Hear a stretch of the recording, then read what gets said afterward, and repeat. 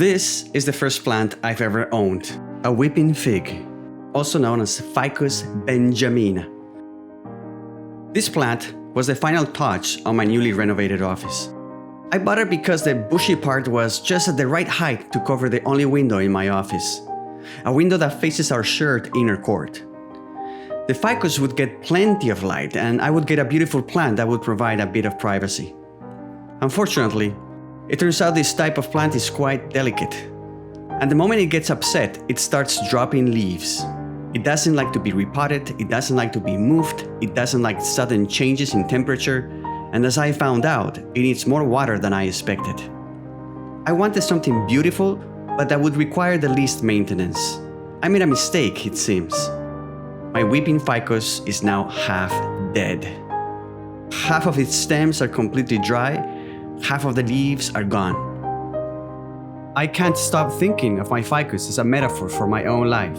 I'm now 43 years old, and statistically I've lived half of my life. I'm halfway to my grave. I'm half dead, like my plant. The dead branches remind me of my own life, the many things I've attempted and failed at, the parts of me that have been lost, forgotten. Every dead branch is a part of me that died, a dream that never flourished.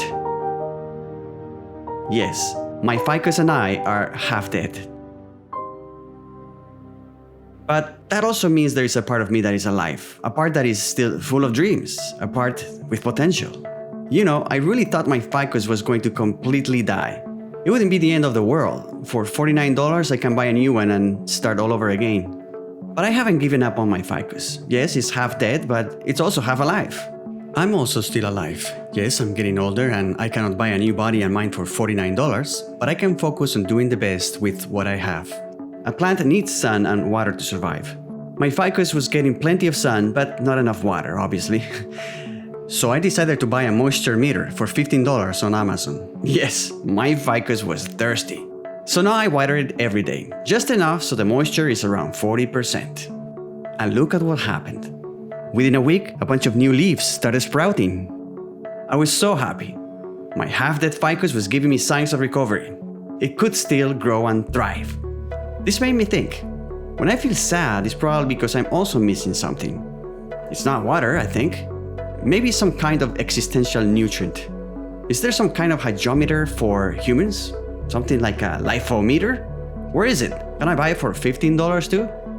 What would that lifometer tell me? That I'm 15% lonely, 20% depressed, 14% lost, or simply 50% dead? I found a solution for my ficus. That makes me happy. At least 5% happy. That's an improvement, and that may be the key. It makes me happy that another living thing is starting to thrive, and that I was able to help it. I was able to help my dying ficus. Maybe the key is to feel useful, to know you're making a difference in the world, even if it's small. Even if it's saving a poor $49 weeping ficus.